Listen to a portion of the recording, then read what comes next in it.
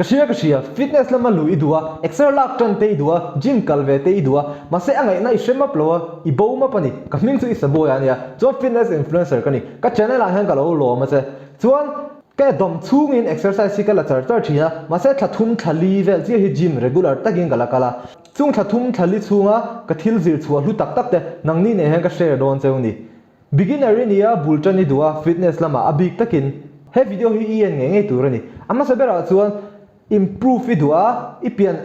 ka thau tuk tlama cher deu ka du iti ne mai thai chuan ka fit lo lu tuk ka fit deu du iti ne mai thai kalom puye che ka chuang lu tuk che kha du than na kha thu thluk na isiam awang khan kha thu thluk na isiam kha tlema fit deu tu ra isiam na te kha mitang tak chuan siam an har sat thin ti hriala iti thalu tuk ani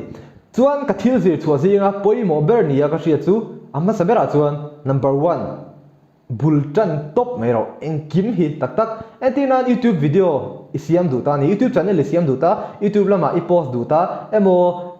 hla isiam du ta ithil ti ma sakber tur chu camera la ka nangma in record ta ithil ti tur ti kha ni ise thiam em chu athate lua lo me thai apoi lo chan top mero hla te poi phuata I phua nal te lua lo me thai apoi lo o hai chu fu va lo ni kan tile adang ka di zo hian kan tile chinangai ati thai ise thiam em video pakhat isiam to chuan I video pahni na ka I video pakhat na ai kan atha zo kang ka tiang zo khang ngai to ro ise thiam em hei bultan shim hi mitam thil simple tak anga lang si ma se thil complex ta kani mitam takhian an har sa thina ni se thiam em hei thil thar kan ti don ra chuan a tira chuan a sheom thina ni a sheom na chan chu a tira kan lak thiam lo ani se thiam em kan thiam lo a khami tak kha apoi hlei na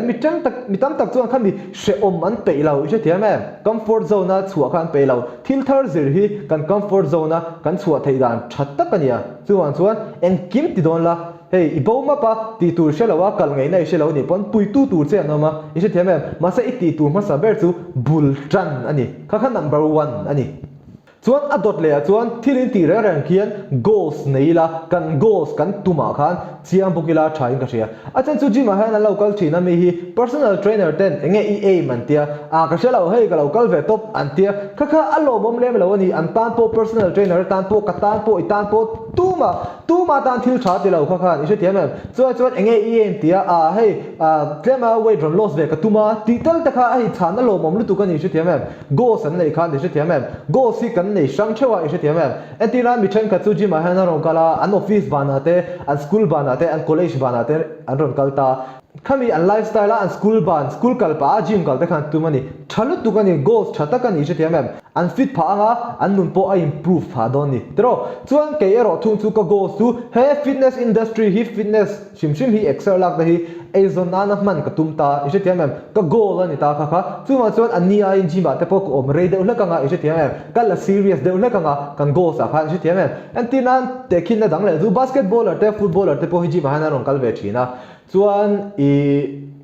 basketballer inia footballer ni tung chuan ke chu bodybuilder ni ka tumta bodybuilding exercises ka ti don ni se thiama chuan football basketballer an ni chuan basketball lam ka inhoi thil exer an la don ni se thiama chuan kan goals azir theu khan kan thil ti po kha ai nang lo don ani mission ka tina weight loss ka tuma an ron tia hei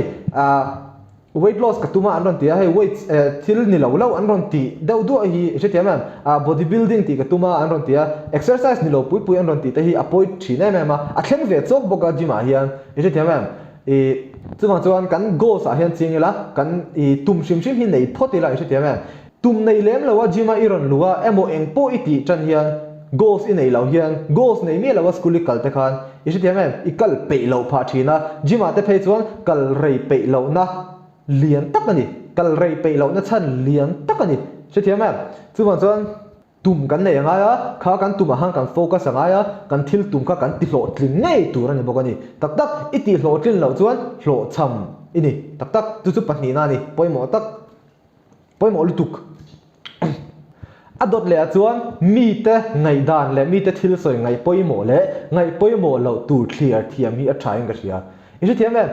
Mizoram bi khian yin ka sia muntina ponianga ma se Mizoram a hian alang sare me ma kan thil se tu chu jima kan kalte etinan in saklai te hian ani bi ga in te kan lo sata khata da khan mi te hian thil lo soi ve hi an pe ni ise thiam khata da khan ngai poimo tu le ril ruwa I thin lung phe ka zia thlak tu le ngai poi mo lem lo tur a tong ve mai ni so ti tu rang kha hriat clear thia mangai ni angai em ani a chu mi chen kha thi chu nge kan that na ta na kan that na du ve tak tak hei min mangai ve tu tak tak ti me ngi ti me mi tha ve tak tak ta hi anoma an tu sai po hi ngai thlak tur nya ma sai mi chen kha ti chu an ka kuwa an tong ve mai ni tak tak khang ta kha chu ngai thak me lo tu ni ati nan mi pakhat alo in dai ta chuan ha kha ke thi e ve ro an lo te angoro ka in dai ta ka e lo me yang ati ta iwa in la dai ve a in la dai hle me an chu a an tia kha ten ta kha ngai poi mo lem lo tur ani ti me mi chen kha chu kha tiang kha hei thil ho te in lang ma se mo ka sil ta bang che ati ran adam chu in thawa I ti me chuan tu na alo puitling chawa in dai ve te duwa cher ve de te duwa slim ve de te du ta apoi na mi lo kha kha chuan kha ta khan hei iwa in la dai ve an ti ta khan a ril ruwa khan effect nei thei ni ti me a nuam lo mi in la dai ni tia ke chu anuam po ka ti to lo ya active thei ni ti me kha ta khan ngai poi mo lo tur ani an ka kuwa tong ve mai ni ha mo jima kan lu te hian hei mi hian min en ran mi hian mi lawom ve te khan min en thareng ang hian ngai angai theya hetiang feeling hi kan nei so ka ke po ka kalti chuan kan ya ma se mo ka sil ta man cheu jima e lo lu hian mo tu ma enga tan ma an thilo che ka sil ta man che a serious tak tak tan chuan ni te me jima local te hi mi serious tak tak te an nia ti mai ang hei chuan hei enga ta ma an ti lem lo cha I ti mem I lo sek ther thur te ni lo chuan an en de do khel lawang che I ti mem chuan chuan a dot le palina chuan man mo lo tur ania jima an ron kal te hian an ron in dai drunga chela I ti mem chuan supplements te an ron boi pui hal runga chela kha a thalem lawa chuan poi da pakha chu Instagram le YouTube a te hian 30 day transformation 60 day transformation te an huwa kha ron ti ven tuma I ti mem ni som thum chunga taksa thlam danglam thei vek na angkha kha Instagram le YouTube mi te hi a tak an ni lem lawa I ti mem a phen a hian thudi kom lem lawa hetiang 30 day transformation ni som thum chungin chumi exercise tu ka tia chong ka taksa alo danglam vek ka pian an al to lutuk ti ta hi a thei lawa lifestyle ani anga ya I ti mem etinan hei khovela pian al tak tak le enge mi model te po hi ni som thum chungin an ti lo I ti mem an dam chungin an lo ti thin I ti mem an dam chungin an ti akum an ti chu tip chung po chon an thu thu sam an lan ni lawa an la hlo thim lo phei thin a chang phei chon I ti mem an tho rim lo wang em an that che wang em po ni lo I ti mem hei an van dhuai ka ti don nge chu ka thelawa anom ve awom ve thei ni I ti mem chuan hei social media le Instagram kan hu te hi atak vek an ni lem lawa kha hriat tur ania man mo lo la ni som thum chungin khoi ram mai thleng don lawa lifestyle le inei anga ya inuna khan abe angai ni I ti mem mathematics thiam tak ni tu chuan etinan ni som thum mathematics easier ta thei patopin chuan thiam po ilo thiam sot ma se easier sun jong to lo chuan I thei hi le mai don ni tian do khan I ti mem chuan supplements lambang ka soi le tai la exercise hi apoi mo bera ama sabera chuan exercise kha apoi mo berta etina thatakin exercise lo lata ni chuan zana I chaw don ta ni chuan imut ma pha don ta ni chu apahni na ni I ti mem chuan exercise thatakin ila kha I choi aron ti tui don ta ni chu apathum na ni le ta ni ngoro apathum na le apahni na thak ka du in dai kha poi mo zoking ka sia chuan I le in kha poi mo zoking ka sia chuan le in etina bro in shia tur chu sakor angin na thok ta ula sawa zat lek in thei lo I ti mem thil chedawa in thil in chat lo chuan jima te khan emo in exer lak lai te khan enjoy don in tlan tha thei don lo I ti mem chu ma chuan in le in khan a in chom ton tur ani in exercise le in le in kha a in chom ton tur ani chuan a pathum na chuan exer thata ka in lak chuan nia in mut te po lo tu yang I ti mem chuan kha heng thil pathum thei apoi mo ber pathum te ka ngai dana chuan ania chuan a palina chuan heng zong hi iti dikani chuan nangma in push bernan I thei patop hei ti mem so that nangma kha aya tuna ini aya thazok ini theinan supplements te kha anlo lu le do chia don ta ni ti mem hei to push yourself beyond the limit ti mem I thei pha ba ti tur kha supplements te kha na pui don chani I thei zong I ti lo shim ani chuan ti mem I thei na zong I chu lo shim ani chuan enga ta nge supplements ti mem kha apoi mo em bo kani chuan apanga na chuan hei hi apoi mo ve thowa thil te thamangin langma se jima kan kal hian ngei dan kan nei chu kan kal na chan tlang pui chu mi te hian wow ti na ril ru lo nei se kan du ani isi tiam em a thleng ve ani tak tak ke po kan thi nang poi ni lo in ti bi su six pack kan enga isi tiam em iru ma se ta pi ti ru ve thin thau ti ka sia chuwa chuan enge irin ang khan ni don lawa Jamaica khan wow mi ta khan wow an ti don lawa me se ta po ilak pha sa don lawa chuan ke phei chu kalak pha lo shim shima eng ti kong zo mai chuan